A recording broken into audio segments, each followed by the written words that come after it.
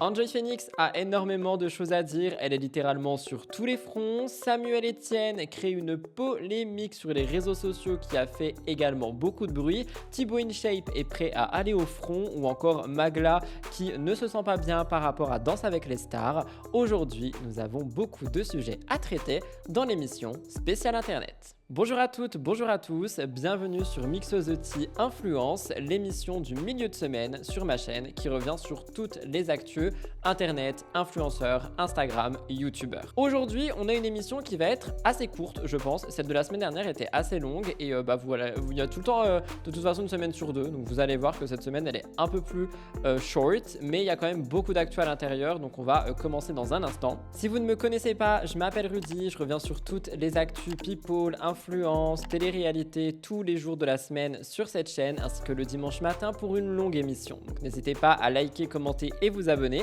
pour rejoindre la famille. Les présentations sont faites, l'introduction est terminée, on peut commencer avec les réels de la semaine.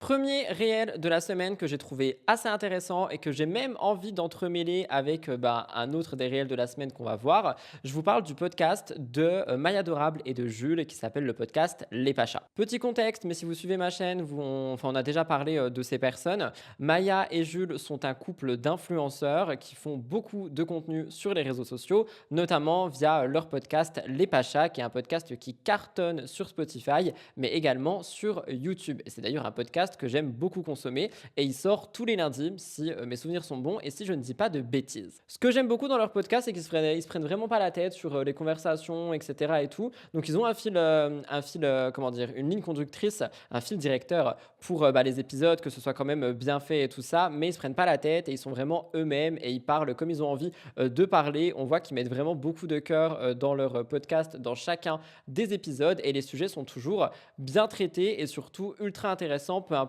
le prisme qu'on peut avoir par rapport à ces sujets. Alors, le dernier épisode en ligne, je ne l'ai pas écouté entièrement, je n'ai pas eu le temps encore au moment où je filme cette vidéo. Cependant, ils font des petits contenus capsules qui sont postés ici et là sur les réseaux sociaux. Et il y a un contenu capsule qui m'a particulièrement intéressé, qui parle justement des impôts. Et j'avais envie de le lier aussi avec le troisième réel de la semaine qu'on verra dans un instant, qui est par rapport au podcast Hot Girls Only pour le coup, étant donné que Louise et Chloé, donc les deux filles qui tiennent ce podcast, ont fait un épisode spécial entrepreneuriat, genre spécial leur parcours, en répondant à quelques questions, en donnant des infos. Et franchement, pour le coup, j'ai failli m'étouffer. Pour le coup, j'ai écouté cet épisode de podcast et je l'ai trouvé ultra intéressant. On apprend plein de choses si jamais vous souhaitez vous mettre à votre compte. Franchement, elles ont fait un taf de dingue. Donc voilà, ça me permet aussi d'entremêler les podcasts ensemble. Ça vous donne des vidéos à regarder, ce que vous aimez beaucoup dans MTTI. Mais là, Jules et Maya ont parlé des impôts, de ce que Maya aurait payé comme impôt, est-ce qu'ils sont millionnaires, et patati et patata.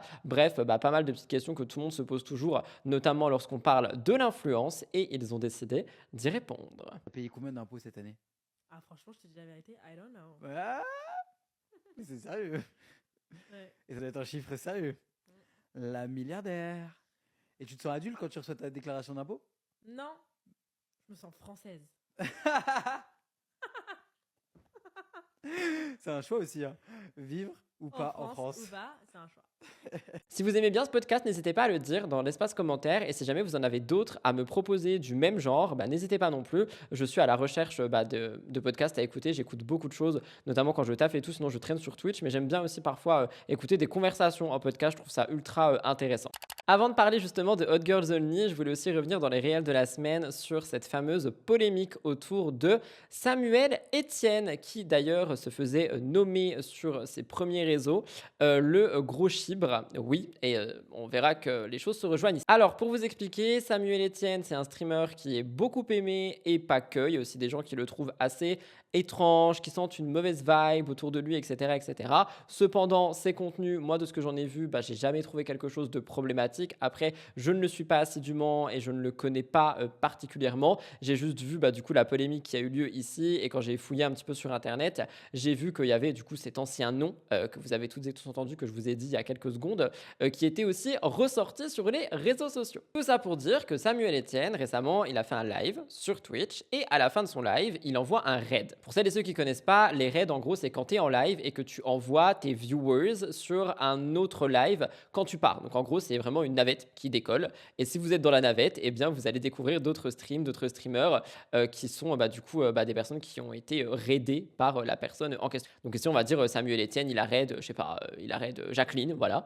Et en fait, il a lancé son raid et il a oublié de couper le live. C'est quelque chose qui m'est déjà aussi arrivé parce que en fait, quand tu lances un raid, tu penses tout de suite que ton live se coupe, mais en fait, pas du tout. C'est toi qui dois quand même le couper. Et si tu restes sur le live en question, notamment sur la rediff et tout, tu vois ce qu'il se passe. Et c'est là où on a eu un couac. En gros, le live n'a pas été coupé et on a pu du coup avoir un moment de la fin de ce live où on voit Samuel Etienne, je vais dire on verrait, parce que moi j'ai juste vu des vidéos floutées, mais on verrait Samuel Etienne revenir devant la caméra du live en ayant son attribut dans la main et pantalon baissé. On a quelqu'un qui a réagi à ça, je vais vous laisser regarder ça dans un instant, mais Samuel Etienne lui-même a réagi à cette polémique aussi en disant que en gros il avait une salle de bain juste à côté de son ordinateur et que après son live il voulait aller faire ses besoins et qu'on lui a envoyé un message, un modo lui a envoyé un message en lui disant Samuel, ton live est toujours présent, et du coup il s'est relevé, caleçon sur les genoux pour aller éteindre son live. À aucun moment tu te dis je remets mon pantalon. Enfin je sais pas, moi je trouve ça très bizarre cette histoire. Et on a quelqu'un qui a réagi à ça, c'est notre très cher et grand Bastos qui passe jamais inaperçu et qui fait toujours parler de lui. Il est revenu sur son live, le pantalon baissé, paf à l'air, en mode Ilan CTO. Ça dépassait un peu. Il est allé vite fait aux toilettes. Il est revenu pour éteindre son live. Il est revenu cul nu. Je vous avoue que même quand mon live n'est pas allumé, je ne me déplace pas le sgeg pendant chez moi. Je fais pas ça. Le pantalon un peu baissé, non ça je fais pas. Il a donné une justification. Je vais aux toilettes. M'appelle sur mon téléphone et me dit Sam, fais gaffe, t'as pas coupé ton live. J'avais pas tout à fait fini ma besogne. J'ai des tas de questions. J'avais pas tout à fait fini ma besogne. Ma question c'est petite commission ou grosse commission? Parce que je sais pas comment on fait pour s'arrêter de faire pipi. C'est impossible. T'es en train de faire pipi, t'arrêtes de faire pipi, t'as une goutte. Tu te balades pas avec le zizi à l'air. Ça coule par terre un peu. Si c'était la grosse commission, ça veut dire que t'avais déjà un peu chié, t'avais déjà mis chier, et donc t'as le cul plein de caca. Toi, tu te balades, crotte au cul, peu importe que tu viennes pour couper le stream ou que t'ailles te faire un smoothie. Tu te balades avec la crotte au cul, le pantalon baissé, y a aucune justification pour ça en fait. Ce qui nous fait peur, c'est tes habitudes de vie. Ton micro-ondes qui bip, t'es en train de faire caca, le gars, tranquille, il est comme ça. J'ai commencé à faire caca vers 10h. Après, j'ai fait mes comptes. Je suis allé faire un footing. Et j'ai fini de faire caca vers midi et demi. J'ai fait une petite pause. Je suis allé sortir les poubelles.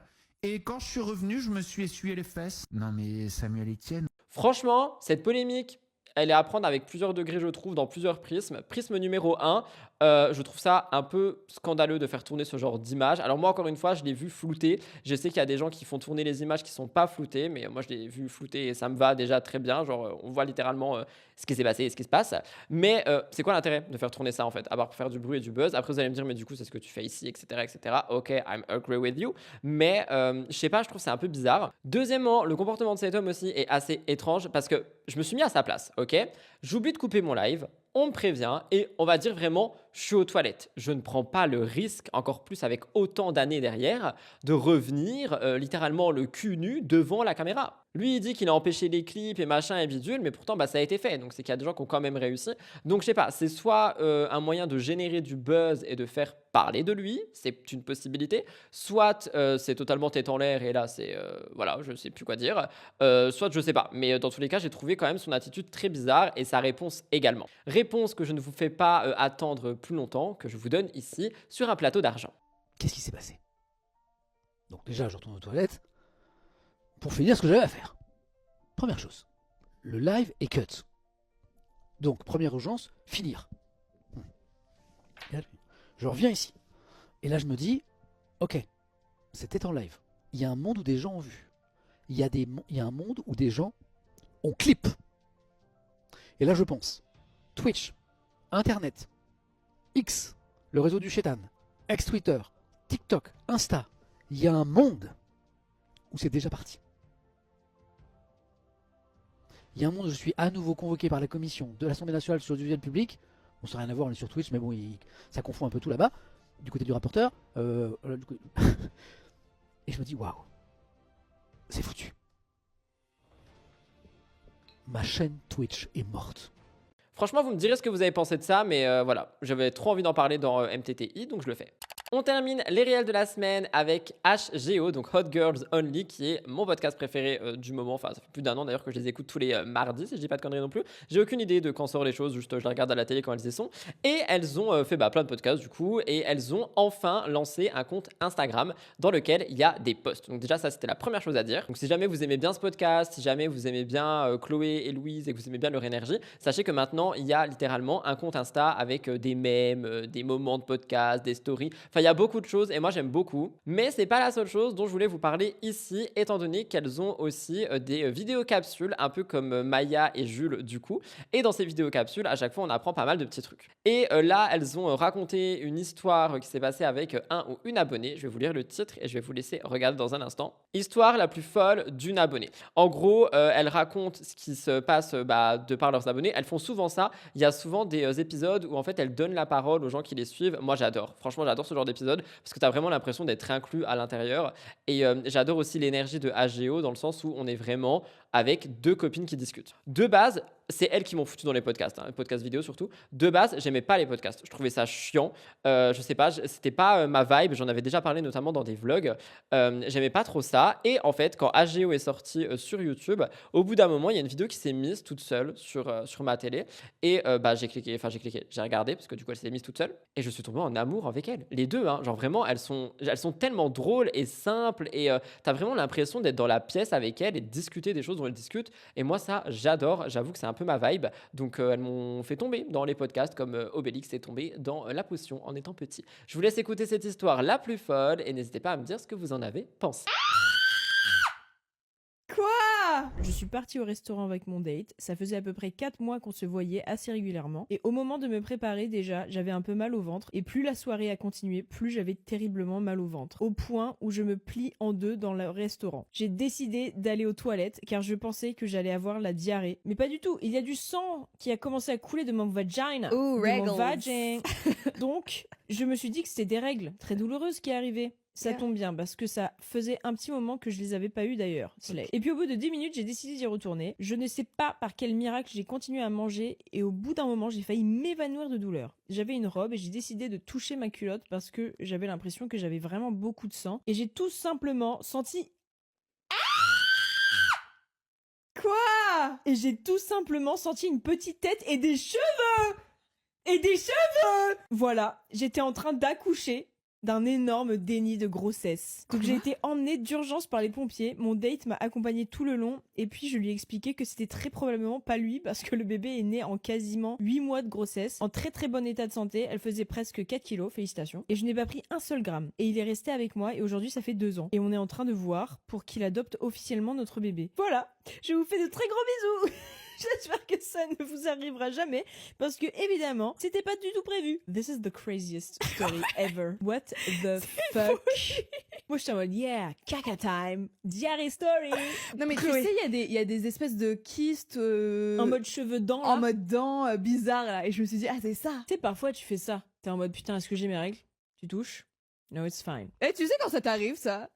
Quand tu touches des cheveux, une tête et quelqu'un qui t'appelle Mamie.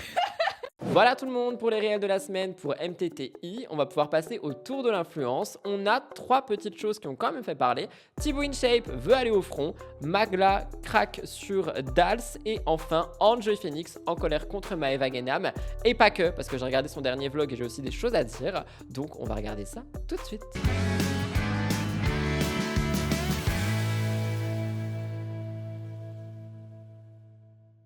Je commence donc par Thibaut InShape. Thibaut InShape qui fait toujours parler et dernièrement, il a aussi fait pas mal de bruit parce qu'il a expliqué qu'il avait été approché par Dals, mais je crois que j'en ai parlé en plus, qu'il avait été approché par Dals mais que ça l'avait pas intéressé parce que il voulait, donc Dals Danse avec les stars, il voulait vraiment que ce soit Juju qui brille sur scène et pas leur couple ou pas qu'elle brille à travers lui. C'est quelque chose qui a été vu comme très mignon de la part des internautes et même moi le premier j'ai dit que c'était grave chou, tu vois, si c'est vrai et si c'était vraiment ça qu'il avait en tête et la raison pour laquelle il n'a pas voulu faire cette émission. Je trouve que c'est cute. Mais dans ce paysage médiatique où notamment pas mal de polémiques sont souvent calibrées pour ne pas que ça déborde, où les paroles sont pensées, où même certains sujets sont évités, il y a parfois des gens qui prennent la parole. Et Thibaut InShape, figure incontournable de YouTube suivi par plus de 20 millions d'abonnés, s'est livré dans l'émission Clique face à Mouloud Achour. Donc loin de son image habituelle avec les défis physiques, etc., il a beaucoup parlé d'autres sujets au pluriel et on voit qu'il a un attachement profond à la France. Derrière les muscles et les vidéos sur les réseaux, il y a une histoire presque intime qui remonte à l'enfance concernant Thibaut. Je vous rappelle ce souvenir très précis de trajets sur l'autoroute où il apercevait des convois militaires, où il voyait l'armée, des couleurs camions, enfin des camions couleur kaki plutôt, des silhouettes qui éveillaient chez lui une fascination immédiate. Et d'ailleurs, quand on suit un petit peu ce qu'il fait sur les réseaux sans forcément regarder ses contenus, moi Thibaut, c'est pas quelqu'un que j'aime suivre, mais ses vidéos ne passent pas inaperçues. Dans tous les cas, tout le monde en parle tout le temps et même lui, on fait la promo partout, donc on voit tout le temps ses contenus tourner ici et là. Et c'est vrai qu'on voit qu'il a déjà fait des contenus avec la marine, avec les militaires et tout. Il est allé au camp d'Auschwitz aussi, si mes souvenirs sont bons. Donc voilà, il a fait pas mal de contenus autour de ça et on voit que c'est un univers, je ne vais pas dire qu'il le passionne, mais en tout cas qui l'intéresse. Et cette fascination, justement, elle n'a pas disparu. Elle a continué de grandir avec le temps et aujourd'hui, on la voit notamment par un engagement réel à travers de nombreuses immersions auprès des forces armées, des forces de l'ordre et tout ce qu'il met en lumière dans ses vidéos. On voit du coup dans cet échange, j'ai regardé quelques extraits, qu'il a un respect assez viscéral pour ces hommes et ces femmes qu'il estime insuffisamment reconnus, celles et ceux qui font du bien du coup au pays. Il dit que certains sont prêts à donner leur vie dans l'ombre sans recevoir la gratitude qu'ils mérite. Et lui, du coup, il veut utiliser sa notoriété comme une caisse de résonance pour parler de tout ça. Et on a eu un moment qui a tout fait basculer dans cet échange. Une question très simple dans la formulation. La question était, si la France devait entrer en guerre et appeler des civils à s'engager, est-ce que Thibaut InShape pourrait y aller? Là où beaucoup auraient esquivé ou auraient dit non, auraient nuancé ou répondu avec prudence, lui, il répond catégoriquement oui. OUI. C'est un oui qui cherche pas à provoquer, mais qui montre qu'il y a quelque chose de profondément ancré dans lui par rapport à tout ce sujet. Il dit qu'en fait, c'est pas pour la gloire ou pour l'héroïsme, mais c'est plutôt une sorte de dette, quelque chose qu'il doit à son pays. Il parle de son parcours, son éducation, les opportunités qu'il a eues, et pour lui, il est normal en fait d'aller défendre le pays qui l'a emmené jusqu'ici. Vous allez l'entendre, mais il prend soin de préciser qu'il ne souhaite pas du tout qu'un tel scénario se produise. Il n'est pas en train de glorifier la guerre, il ne le veut pas dans ses vœux ou peu importe, mais dans l'hypothèse où ça pourrait arriver, il ne voudrait pas rester en retrait. Il évoque aussi les générations passées, celles et ceux qui ont connu les conflits, qui ont combattu avant lui, et il voit ça comme un héritage qui est impossible à ignorer. Et du coup, quand on lui demande s'il est capable de risquer sa vie, il ne change pas de ton, et en fait, encore une fois, c'est un profond oui, une réponse qui s'accompagne d'une émotion assez visible sur son visage. Je vous laisse écouter et on conclut. Donc tu pourrais risquer ta vie pour la France. Ouais. Ouais, profondément en vrai. Quand tu dis que tu veux être réserviste, si demain la France envoie des troupes au sol, est-ce que tu devrais y aller si le pays t'appelait? En vrai, oui.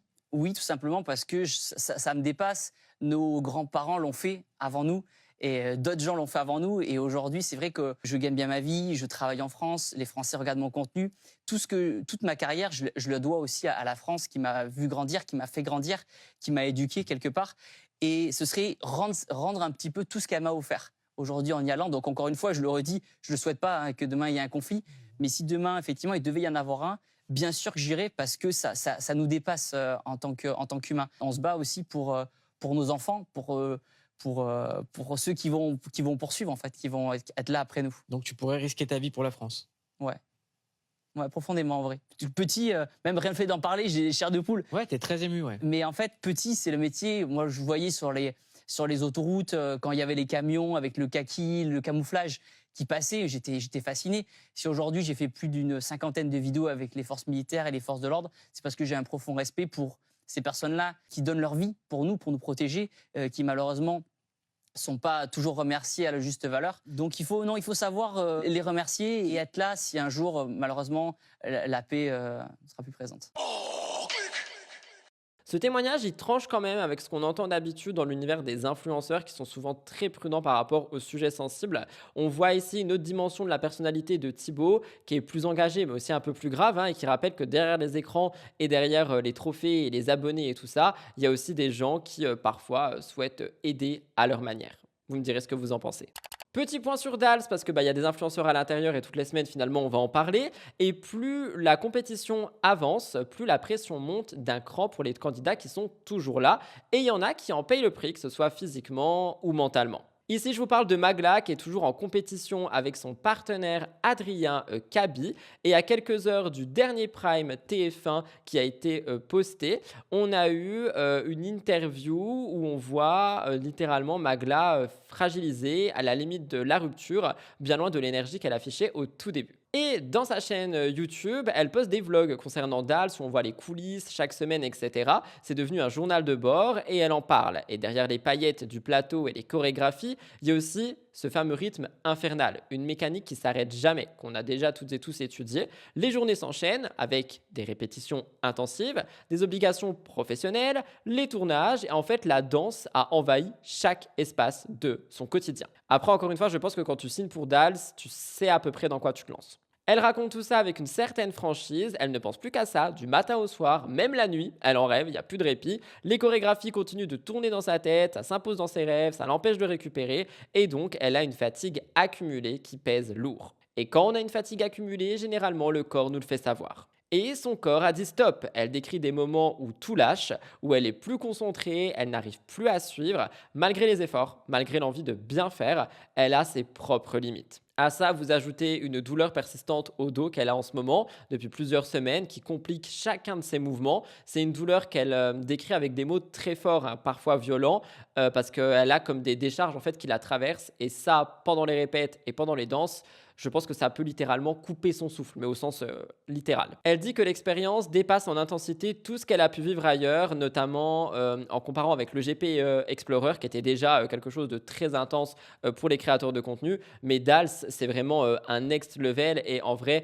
quand on voit tous les témoignages de toutes les personnes qui l'ont fait, on voit que c'est vraiment, enfin, c'est un défi, quoi. C'est vraiment un gros défi. Et plus tu avances, plus c'est dur. Au-delà de la fatigue physique, il y a aussi le mental qui vacille. Elle parle d'accumulation, de pression, des attentes, et en fait, elle sature. Actuellement, elle sature. Elle a son cerveau qui n'arrive plus à suivre, des journées où tout devient difficile, où la confiance s'effrite.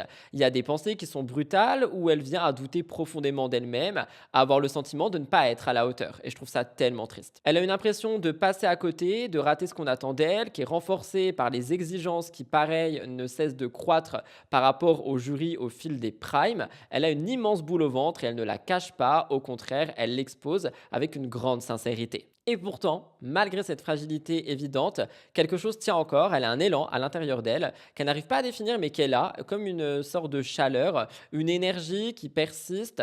C'est un petit peu comme si les raisons pour lesquelles elle fait Dals n'arrêtaient pas de revenir à la surface en mode tiens bon, tu vas y arriver, tiens bon, tu vas y arriver. C'est quelque chose qui est fragile mais qui est tenace et qui lui permet de continuer en fait. Et du coup, à l'approche du Prime qui suivait cette vidéo, elle disait que rien n'allait être simple, que son corps est fatigué, que son mental est mis à l'épreuve, mais qu'elle s'apprêtait à monter sur scène une nouvelle fois. Malgré les doutes, malgré la douleur, Magla est une des candidates les plus suivies et attendues de cette saison. Et en plus de ça, c'est une aussi qui est très soutenue et à qui tout le monde envoie énormément d'amour. Moi le premier, donc voilà. Et en vrai, comme je vous l'ai dit, et je l'ai déjà dit plusieurs fois, Dals, c'est vraiment quelque chose qui a l'air très éprouvant, notamment pour des personnes qui sont déjà exposées, qui ont déjà beaucoup de responsabilités et tout. Je pense que peut-être certains le voient comme une expérience qui va permettre de faire peut-être une pause dans le taf ou j'en sais rien. Et au final, c'est vraiment une expérience. Mais c'est même plus que ça, c'est un dépassement de soi. Et je pense que Magla le ressent ici. Et je pense que c'est pas la seule, hein, mais ici on parle d'elle. Donc voilà. Donc n'hésitez pas à soutenir les candidats que vous appréciez sur Danse avec les stars, en leur envoyant des petits messages, en allant commenter les vidéos de danse qui sortent, etc. N'hésitez pas, ça soutient beaucoup et je pense que ça leur fait vraiment chaud au cœur.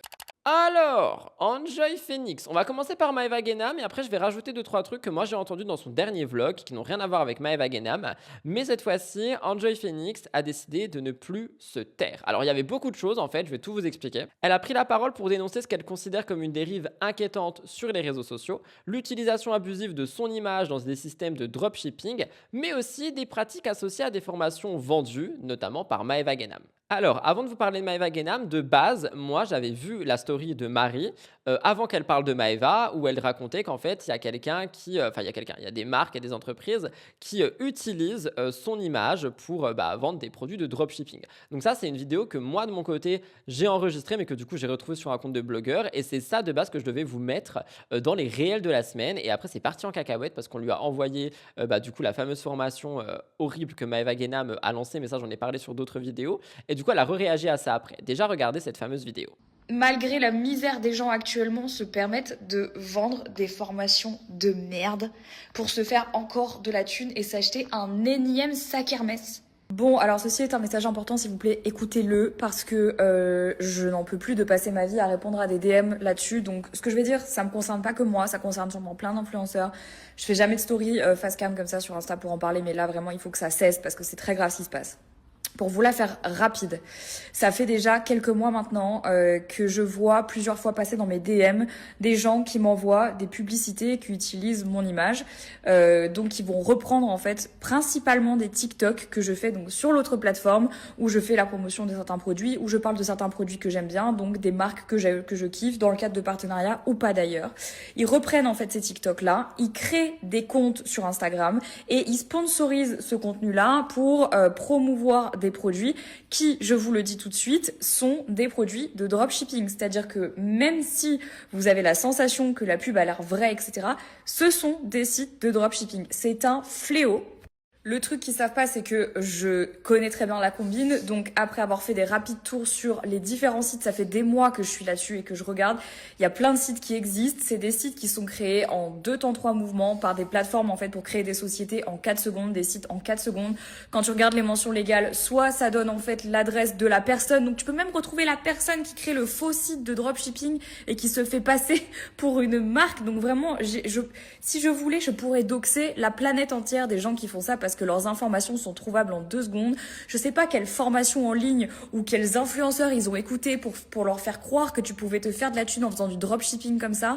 Mais le malheur qu'ils ont eu, c'est d'utiliser mon image et l'image de certains influenceurs qui sont au courant. Enfin, je sais pas je sais pas à quoi ils réfléchissent ces gens en se disant oui, mais je vais prendre la vidéo d'Enjoy Phoenix puis comme ça je vais en faire une publicité rémunérée, elle le verra jamais, je vais me faire de la thune sur son dos alors que je fais du putain de dropshipping. Mais ça va pas ou quoi? Tout ça pour vous dire que s'il vous plaît, déjà, première chose, si vous avez l'impression que le contenu c'est moi mais vous n'êtes pas sûr à cause de l'IA, envoyez-moi un DM, je vous réponds, il n'y a pas de problème. Deuxième chose, souvent le contenu que vous voyez sur ces posts sponsorisés, si vous le voyez pas sur mon Instagram, c'est sûrement qu'il est sur mon TikTok. Je poste énormément sur TikTok, c'est probablement là-bas. Troisième chose, vérifiez toujours le compte Instagram, le site internet et surtout les mentions légales. Je suis désolée qu'on en soit arrivé aujourd'hui au point où vous êtes obligé de regarder les mentions légales, mais il y a plein de gens ces derniers mois qui m'envoient des trucs ou qui se sont fait avoir parce qu'il y a des faux sites de dropshipping qui ont utilisé des fausses images de moi. Il y en a même qui ont modifié des vidéos de moi avec de l'IA pour pouvoir en fait les mettre en post sponsorisé. Il y a des gens qui ont cru parce qu'ils ont vu ma tête, ils ont acheté et ils ont reçu des produits lamentables, voire jamais reçu de produits. Donc ne vous faites pas avoir, que ça soit moi ou d'autres influenceurs, par ces sites de merde. Donc ça, par exemple, c'est une abonnée qui me l'a envoyé. C'est un faux site. Donc là, vous voyez, il y a ma tête, oui, parce que j'ai parlé de ces produits-là sur l'autre plateforme. Ils ont repris ma vidéo, ils ont juste coupé les moments où je parlais du site qui était YesStyle, qui n'était pas du tout le site de la marque. Site de la marque qui a été refait en mode français, c'est faux. Les produits qu'on va vous envoyer, c'est des faux. Tu regardes les mentions légales, c'est bullshit. Donc ne vous faites pas avoir. Merci à toutes les abonnés à chaque fois qui m'envoient des messages et qui me disent. Et maintenant, je m'adresse à toutes les personnes parce qu'il y a des jeunes. Je suis tombée en DM avec des gens très très jeunes qui m'ont supplié de ne pas appeler mes avocats et de ne pas porter plainte parce qu'ils savaient pas, parce qu'ils se sont fait avoir. Si vous voyez n'importe quelle formation qui vous promet de gagner des 1000 et des 100 en créant des comptes de dropshipping, ne vous inquiétez pas, ça ne se verra pas. Tout se trouve. Tout se trouve dans la seconde, je peux porter plainte et je gagnerai dans ce procès parce que vous n'avez pas le droit d'utiliser l'image de gens pour faire de la publicité. Qui plus est, pour vendre en fait des produits qui sont des faux. C'est littéralement de la vente de faux produits. Vous utilisez le nom d'une marque qui ne vous appartient pas, légalement c'est illégal. Vous utilisez l'image d'un influenceur qui ne vous appartient pas, c'est illégal. Et vous vendez des faux produits, c'est illégal, ça va mal finir. Ne le faites pas, s'il vous plaît, arrêtez ça, arrêtez. Je vous vois, je sais très bien, je vous vois, j'ai vos noms. Donc dans ce climat déjà électrique, Enjoy Phoenix, elle a rajouté une couche et elle est à bout de nerfs. En fait, elle est impactée depuis des mois par ce que vous venez d'entendre. Et après ça, elle parle de Maeva Genam. Une fois qu'on lui a envoyé le contenu de Samzira qui parlait de Maeva et qui parlait un petit peu de tout ce qui se passait, Marie, elle a pété un câble dans une nouvelle vidéo. Elle a dit que c'était des arnaques de merde, que c'était vraiment de la merde ce qu'il faisait, que en gros Maeva utiliserait du coup comment dire, la crédulité, la naïveté des gens qui la regardent, des choses aussi qui sont ultra tristes en ce moment, comme le fait qu'il y a des personnes qui n'arrivent plus à faire leurs courses, qu'il y a des personnes qui n'arrivent plus à manger pour vendre des formations absolument merdiques. Vous allez l'entendre, Marie était très en colère. Et en fait, elle en a marre. Elle parle des influenceurs qu'elle remet en question. Elle cite pas forcément de nom, mais elle laisse peu de place au doute quant à ses profils, télé-réalité. Et en fait, elle évoque la possibilité de poursuites judiciaires concernant la première polémique avec l'utilisation de son image, tout en disant que les gens qui payent ce genre de formation devraient également le faire si jamais ils se font littéralement avoir. Elle a un ras-le-bol en fait. Elle confie qu'elle n'en peut plus d'être associée même indirectement à ce type de pratique.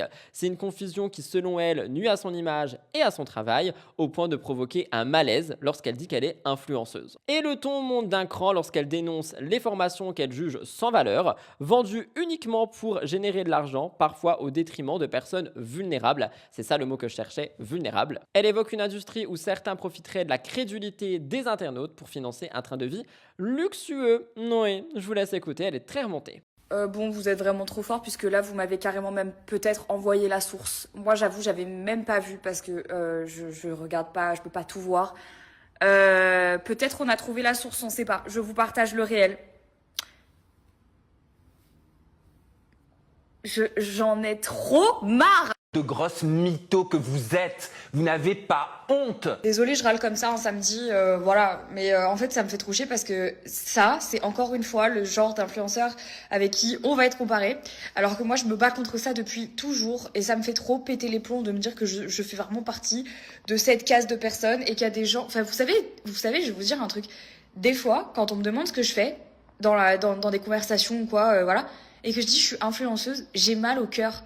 Genre, ça me donne presque la nausée de le dire tellement je sais que les gens vont m'assimiler à ce genre de personnes-là qui, malgré la misère des gens actuellement, se permettent de vendre des formations de merde pour se faire encore de la thune et s'acheter un énième sac Hermès.